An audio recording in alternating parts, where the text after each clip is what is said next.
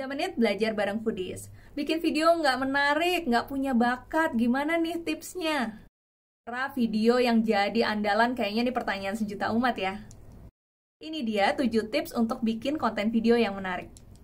Satu, rahasia pertama nih teman-teman, video yang bagus itu adalah video yang pencahayaannya bagus.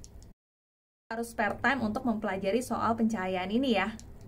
Karena kalau usaha kita makanan kan pasti banyak banget foto-foto atau video makanan yang harus kita buat. Nah, pencahayaan itu adalah kuncinya.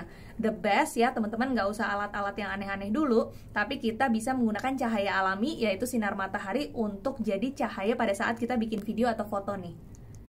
Kalau cuaca lagi bagus, nah itu tandanya harus cepet-cepet bikin konten yang banyak ya. 2, perhatiin first impression.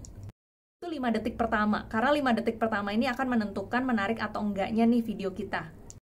5 detik pertama untuk menariknya ini bisa dari kata-kata ya misalnya, atau bisa dari gambar ya. Jadi misalnya kita punya produk ya, keju gitu, jangan kita angkat-angkat lelehannya tuh di akhir gitu ya, tapi harus di 5 detik pertama supaya bikin pecinta keju langsung ngiler.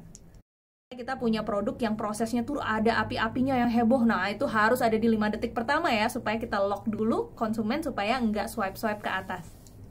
3, tambahkan tulisan atau teks pada video. Nah, ada yang bilang juga nih, kalau tulisan atau teks pada video itu bisa menghipnotis orang untuk nonton videonya terus-menerus. Juga dengan adanya teks, itu juga bisa menekankan informasi-informasi penting, misalnya hal-hal utama yang menjadi daya tariknya produk kita, atau misalnya juga nama produk kita yang unik atau lucu, kita bisa tekankan lagi di dalam teks ataupun tulisan di dalam video kita.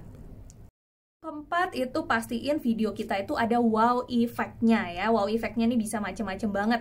Misalnya emang kita tonjolkan produk kita yang punya wow effect ya oke. Kemudian misalnya proses kita emang aneh gitu ya. Nah, itu adalah wow effect-nya.